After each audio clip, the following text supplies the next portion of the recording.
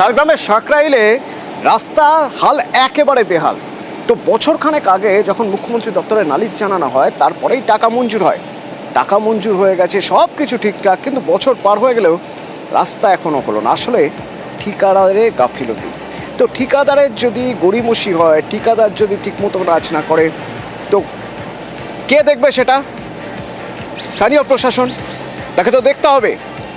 তাহলে শুধু ঠিকাদারের উপর ক্ষোভ দেখিয়ে তো লাভ নেই, দরকার হলে আবার টেন্ডার, দরকার হলে অন্য ঠিকাদার। রাজু রয়েছে সরাসরি আমার সঙ্গে। কি পদক্ষেপ করা হয়েছে রাজু? দেখো, প্রথমত বলে রাখবো যে এটা সাংসদ তহবিল থেকে প্রায় 59 লক্ষ টাকা দিয়ে এই রাস্তা নির্মাণের কথা, এবং সেখানে সেই যে রাস্তা নির্মাণ হবে তার বোর্ড ফেলা হয়েছে, রাস্তায় গুটি এবং বালিও ফেলা হয়েছে, অথচ রাস্তা হয়নি। 1 বছর ধরে এই রাস্তা এরকমই পড়ে রয়েছে।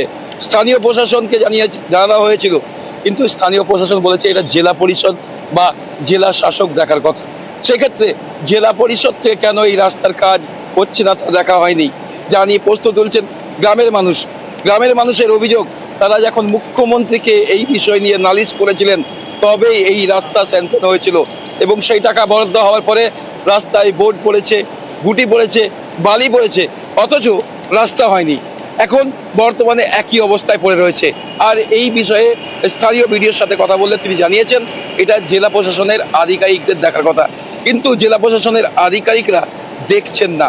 অধিকাংশ জায়গায় এমনই অভিযোগ উঠে আসছে, কারণ যেখানে মুখ্যমন্ত্রী নিজে বলেছিলেন যে এই রাস্তা নির্মাণের কথা সাই দিয়েছিলেন এবং সেই রাস্তার জন্য টাকা বরাদ্দ করা হয়েছিল, তারপরেও কেন রাস্তা হয়নি তা নিয়েও প্রশ্ন উঠছে। ধন্যবাদ।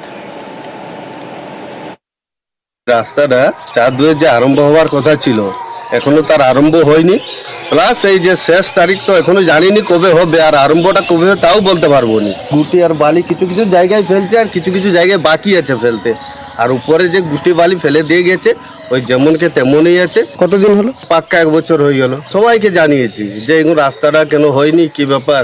সবাই বলে কন্ট্রাক্টর দেখো, কন্ট্রাক্টরকে বলো। যেভাবে ফেলে রাখছে না, এই রাস্তাটা হবে বলে আর আশা নেই আমাদের।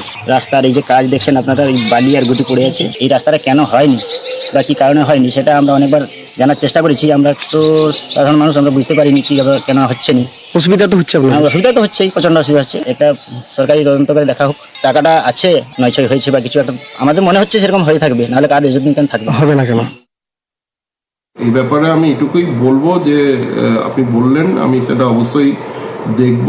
তবে এটা যেহেতু জেলা পরিষদ থেকে হচ্ছে, এটা জেলা পরিষদের, ঝাড়গ্রাম জেলা পরিষদের সঙ্গে কথা বললেই ভালো হয়। ওনারা ডিটেলসটা বলতে পারবেন কতটা প্রোগ্রেস হয়েছে না হয়েছে। ওনাদের যিনি ইঞ্জিনিয়ার সাহেব দেখছেন তার সঙ্গে কথা বলুন, এটাতে বেটার হয়।